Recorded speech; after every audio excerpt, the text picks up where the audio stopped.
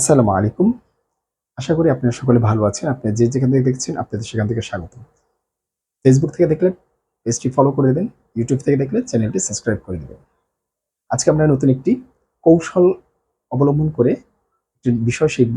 সে বিষয়টি হচ্ছে নেগেটিভ জাতীয় যত বাক্য মানে নাবাচক যে বাক্যটা এটা সামওয়ান দিয়ে শিখব। অর্থাৎ সেটা যেটা আরবি করব সেটা ইংলিশ করব।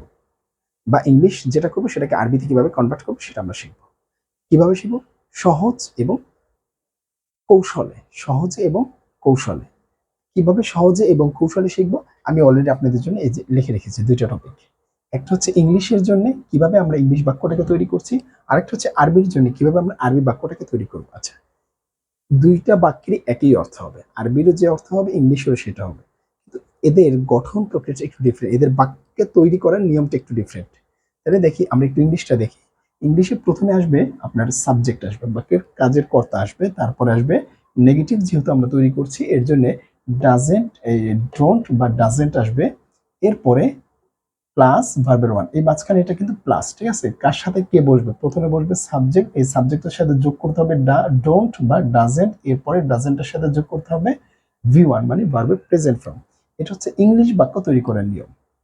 এই সংক্ষেপে শর্ট ফর্ম, যাতে করে আমাদের কঠিন না হয় আমরা সহজ করে নিচ্ছি।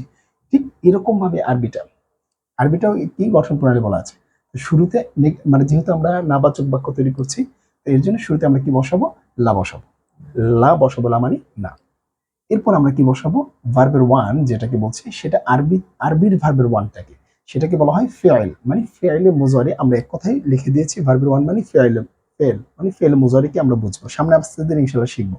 এরপরে এটার পরে আরেকটা বিষয় আমরা লিখে রেখেছি এখানে, আরেকটা এখানে প্লাস হবে, প্লাস ফাইল।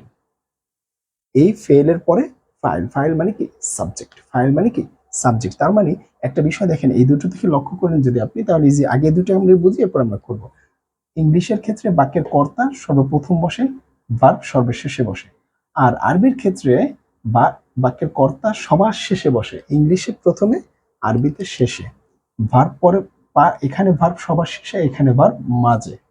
শুরুতে ভার্ব, শুরুতে, মাঝে না, একেবারে ভার্ব শুরুতে। এই দুটোই পার্থক্য। তাহলে ইংলিশে প্রথমে এই কাজের কর্তা বা সাবজেক্ট, তারপরে যে আপনার ভার্ব, এরপরে যে ডাজ বা ডাজেন্ট বসে, তারপরে ভার্ব। কিন্তু আরবিতে কি? প্রথমে নেগেটিভ চিহ্ন লা, তারপরে ভার্ব, তারপরে যে সাবজেক্ট বা কর্তা বা ফাইল। এবার আমরা বাক্য দেখি। আরবি এবং ইংলিশ দুটো বুঝতে পেরেছি, একটু বাক্যটা দেখি তো। বাক্যটা কি বলা আছে? আমরা সামওয়ান দেশে, বিশেষত আমরা সামওয়ানটা ব্যবহার খুবই কমই করি, যারা জানি তাদের কথা বাদ। সামওয়ান দিয়ে আমরা কিছু শিখি, যারা আমরা নতুন একবার দেখবো তাদের জন্য। সামওয়ান দিয়ে কিভাবে বাক্য তৈরি করা যায় দেখেন। সামওয়ান অথবা সামবডি দুইটারই অর্থ এক, কেউ, হুম, কোনো একজন, ঠিক আছে। সামওয়ান বা সামবডি। তাহলে এখন এটাকে আমরা যেহেতু নেগেটিভ বলবো, তাহলে এই যে সামওয়ান বা সামবডির পরে এই ডাজেন্ট বা ডোন্ট, এই দুইটার একটা। এখন সামওয়ান বা সামবডি এরপরে সব সময় বসবে ডাজেন্ট, ডোন্ট বসবে না। সামওয়ান বা সামবডি ডোন্ট এটা বললে বাক্য ভুল হবে। তাহলে বাক্য কিভাবে বলবেন? সামওয়ান বা সামবডি এই জাতীয় কিছু হয়, এই সাবজেক্ট, এই দুইটা যদি সাবজেক্ট হয় তাহলে বলবেন আপনি কি? ডাজেন্ট। এরপরে আপনি ভার্বটা নিয়ে আসবেন, স্টার্ট। কি? সামওয়ান সামবডি ডাজেন্ট স্টার্ট, কেউ শুরু করে না। আরবিতে এটা কি বলবেন? লা ইয়াবদাউ, লা ইয়াবদাউ ওয়াহিদুন, লা ইয়াবদাউ ওয়াহিদুন, কেউ শুরু করে না।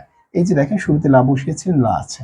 এরপরে কি? ফেল বসে ভার্ব বসিয়েছেন, এই যে ভার্ব। ইয়াবদাউ মানে শুরু করা। শেষে কি বলছেন? ফাইল, এই শেষে ফাইল।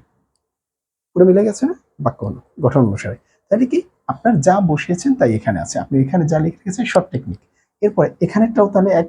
তাহলে এখানে কি বলেছে? Someone somebody doesn't find, someone somebody doesn't find, কেউ তালাশ করে না বা কেউ খুঁজে না। তাহলে আরবিতে কি বলবেন? লা ইয়াতলুবু ওয়াহিদুন, লা ইয়াতলুবু ওয়াহিদুন, কেউ খুঁজে না বা তালাশ করে না।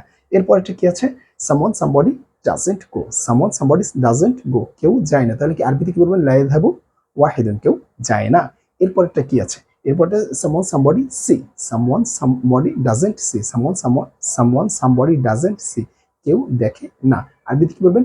লা ইয়ানজুরু ওয়াহিদুন, লা ইয়ানজুরু ওয়াহিদুন। এরপরটা someone somebody spoil, someone somebody spoil, তাহলে কেউ নষ্ট করে না। এটার আরবিটা কি? লা ইউদিউ ওয়াহিদুন, লা ইউদিউ ওয়াহিদুন। এইভাবে করে আমরা হাজার হাজার, এখন এখানে আমরা চাইলে আমি বলি, তাহলে কি হবে? কেউ বলে, তাহলে someone somebody doesn't tell, আরবিতে কি হবে? লা ইয়াকুলু ওয়াহিদুন। এরকম করে আপনার ইচ্ছা মতো আপনি তৈরি করতে পারবেন। নিয়ম এই একটাই, সামন সামবডি দিয়ে। তো আজকে এই পর্যন্তই। পরবর্তী ভিডিও দেখা হবে। আসসালাম।